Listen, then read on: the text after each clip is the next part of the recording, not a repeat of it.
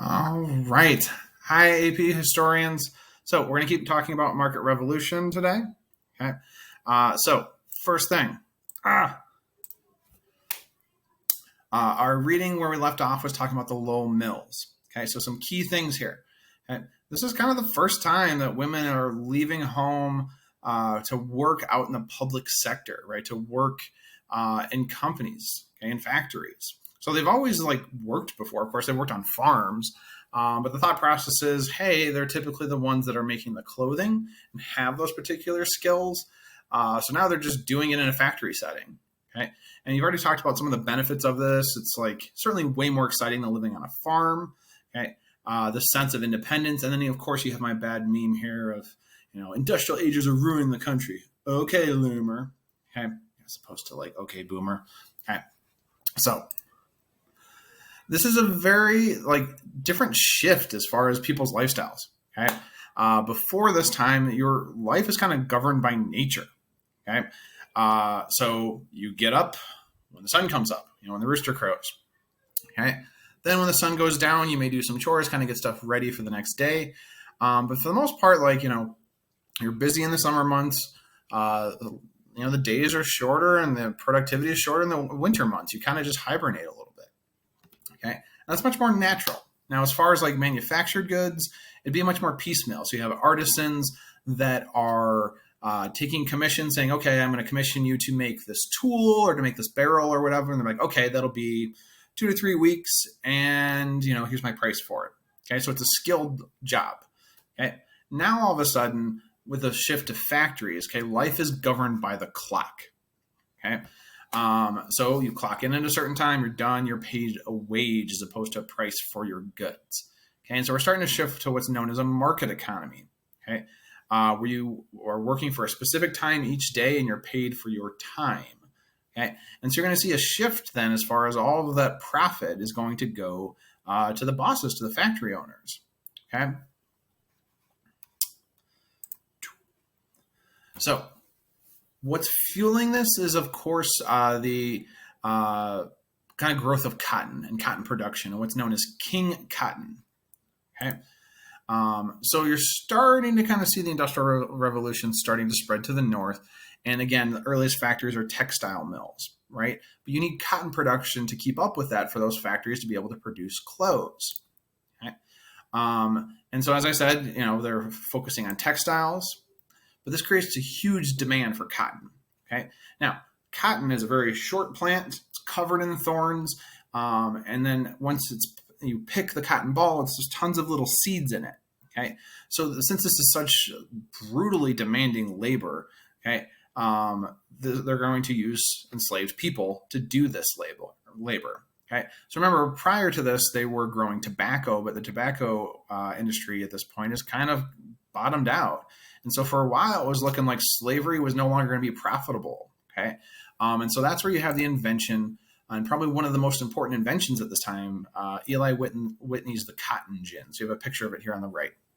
Okay. And what it did is it pulled all the seeds out of the cotton. Okay.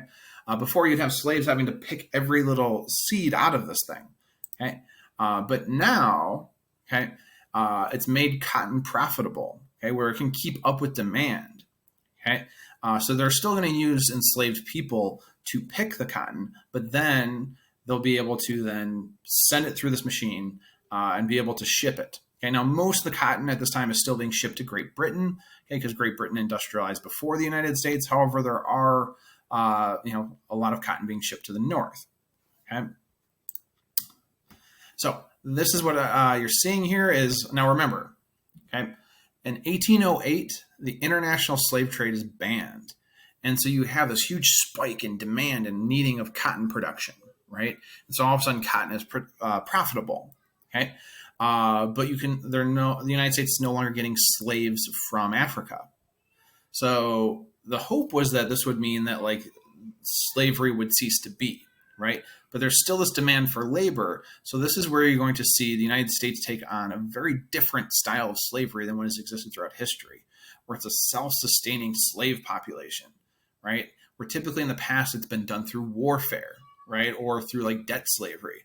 And now they're essentially, this sounds awful, but they're breeding slaves, right? Encouraging slaves to have children, okay? Because then those enslaved kids, those children would be enslaved as well, okay? Now, that's cotton production in the South, okay? Eventually, what's going to happen at the same time here is in the North, you're going to have this huge influx of Irish immigration, okay? This insanely racist political cartoon here kind of shows you how the Irish were viewed. That they were definitely viewed as less than. So you had African Americans in the South doing kind of the lowest labor, and then Irish in the North doing kind of the jobs that other people didn't want to do. Okay. And so why are the Irish coming over here? So you see this huge surge of Irish immigration in the 1840s.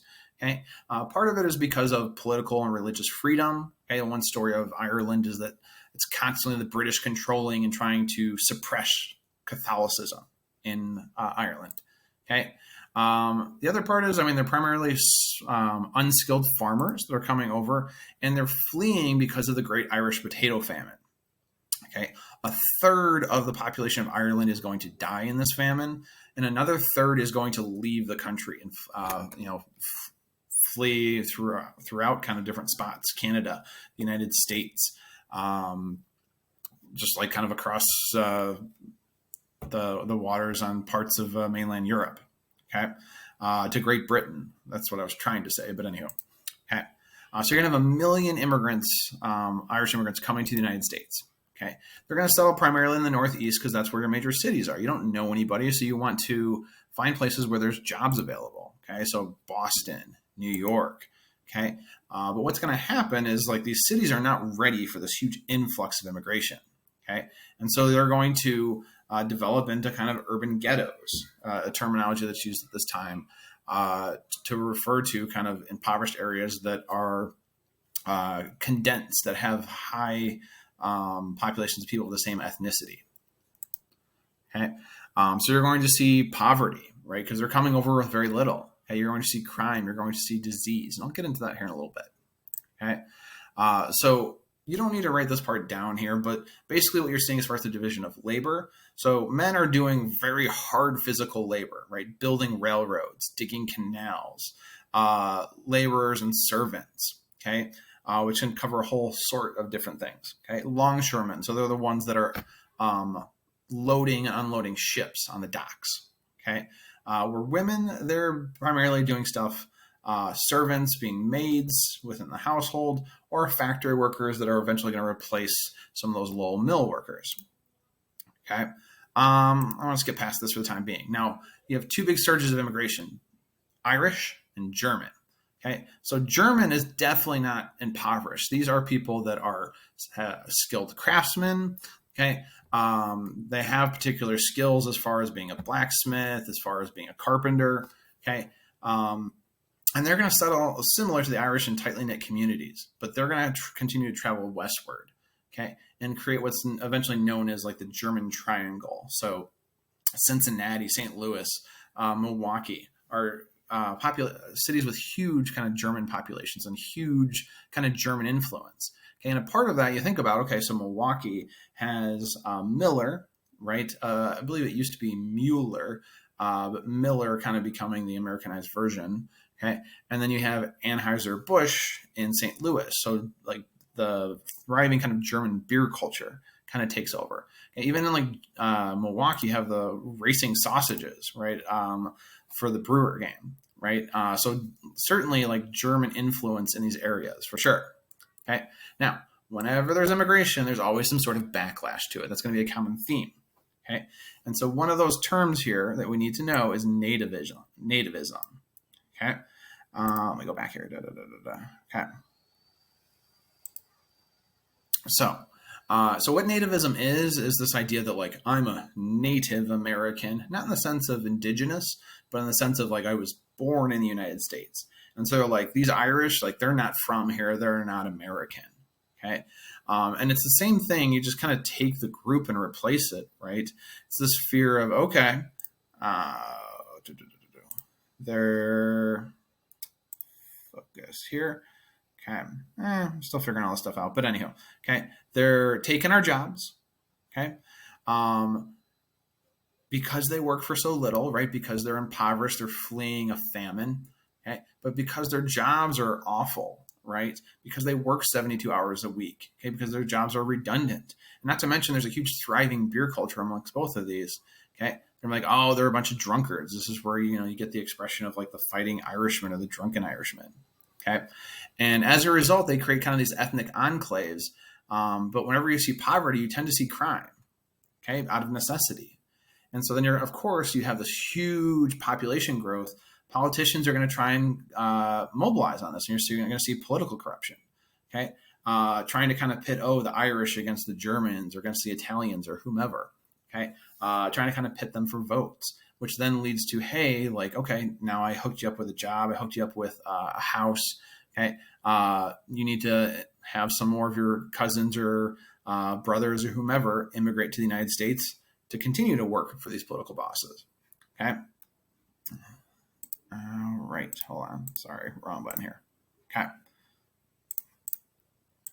So those are kind of the main concepts for right now as far as the market revolution. Okay. What you guys are going to do is you're going to look at a reading that gets into kind of the different